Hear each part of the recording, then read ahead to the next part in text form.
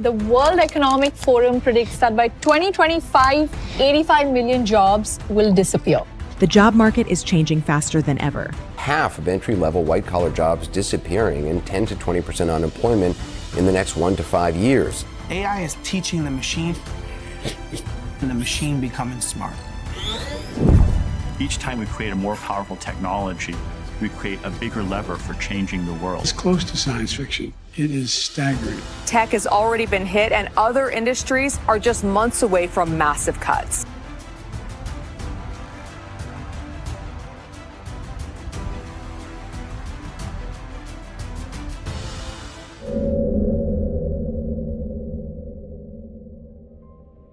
You've been told that AI is coming for your job. What you haven't been told is that the government just gave it a golden ticket.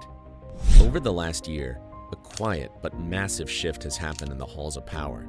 While the media was busy debating the future of AI, lawmakers across all 50 states introduced over 1,000 AI-related bills.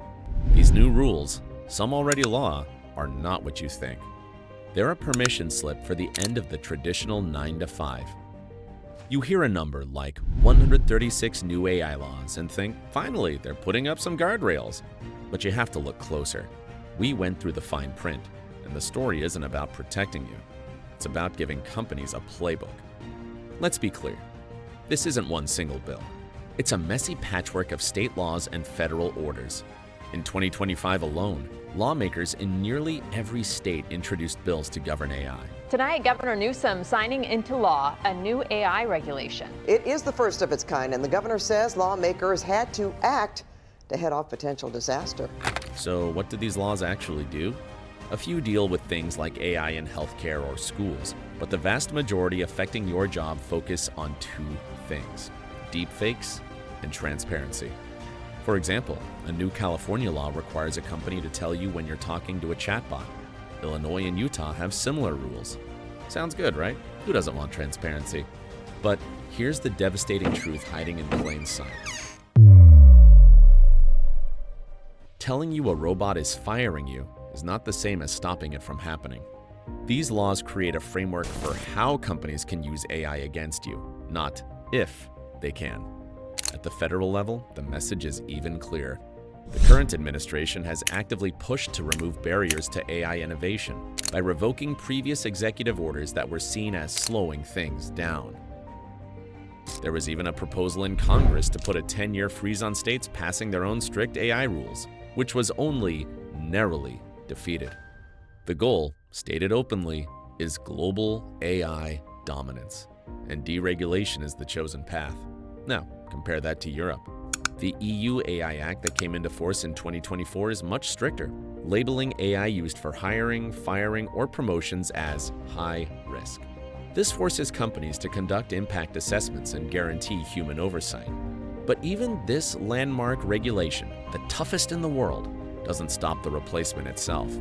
It mandates a process for replacing you, but it doesn't protect your job. Nowhere in this mountain of new American legislation are there widespread mandates forcing companies to retrain you, to support you, or to keep you on the payroll. There are no brakes on the speed of replacement. There are only new rules for how to do it transparently. It's a legal framework that gives corporations the green light they've been waiting for. The real threat isn't what these laws say, it's what they strategically and deliberately leave out. So why is all of this happening right now? Because for the first time, it is becoming legally and financially irresistible for companies to automate your job. For years, corporations have been testing the waters. A report by McKinsey & Company estimated that generative AI could automate activities that currently represent between 60 and 70% of the working time in certain office occupations. You saw the headlines about mass layoffs in tech, finance, and media. They called it restructuring or creating efficiencies. In reality, it was a test run. They were waiting to see which way the legal and political winds would blow. And now, they have their answer. This new legal landscape reduces their uncertainty. By focusing on disclosure instead of job protection, the government has essentially told companies, as long as you follow these procedural steps, you are free to automate. Advances in generative AI have sparked a lot of questions about the future of work. Just look at GPT. It can now outperform 3/4 of test takers for the MCAT and does even better on the LSAT. So we think that AI will likely complement many more jobs than it replaces. Let's look at the numbers. Goldman Sachs estimates that AI could disrupt 300 million full-time jobs worldwide. That's not some distant sci-fi fantasy. That's a forecast from one of the world's biggest investment banks. Another report from McKinsey projects that up to 30% of current work hours in the US could be automated by 2030. And this isn't about factory jobs anymore. The IMF has warned that AI, unlike past technology waves, is uniquely positioned to hit high-skilled, white-collar jobs, the very jobs that were once considered safe. Think administrative, legal, and even creative roles. This new legal environment is just pouring fuel on the fire. For instance, new intellectual property laws are clarifying that if an AI generates content as part of your employment, your employer owns it. On the surface, that makes sense. But think about the implication. It legally sanctions a process where your own work can be used to train the very model that makes your role obsolete. This creates a brutal corporate incentive. Why pay a salary, benefits, and payroll taxes for a human who needs vacations and has legal rights when you can deploy an AI that works 24/7 for a fraction of the cost? With a legal framework that increasingly protects the company, not you. The us versus them narrative is real, but it's not robots coming to get you. It's a system, a convergence of corporate greed and legislative inaction that is systematically dismantling the value of traditional human labor. The people at the top know this is happening. They're preparing for it. The only question is, are you? If you're getting value from this breakdown and want to stay ahead of these changes, take a second to subscribe to the channel. The rules of work are being rewritten, and we're here to give you the playbook. So, how do you protect yourself in a world where the law isn't on your side? You don't fight the tide, you learn to surf. The era of competing with AI is over. The era of collaborating with it has begun. Here are the 3 things you need to start doing right now. First, you have to become an AI collaborator, not a human competitor. The jobs of the future aren't about doing the tasks AI can do. They're about managing, directing, and leveraging the AI itself. Reports from firms like PwC show that workers with sought-after AI skills are already earning a major pay bump compared to their peers. The biggest mistake you can make is ignoring these tools. Your goal is to become the person in your office who understands how to use AI to make your team, your department, and your company more productive.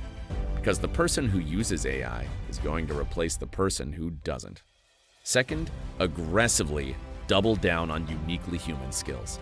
AI is a phenomenal tool for tasks involving data, logic, and repetition.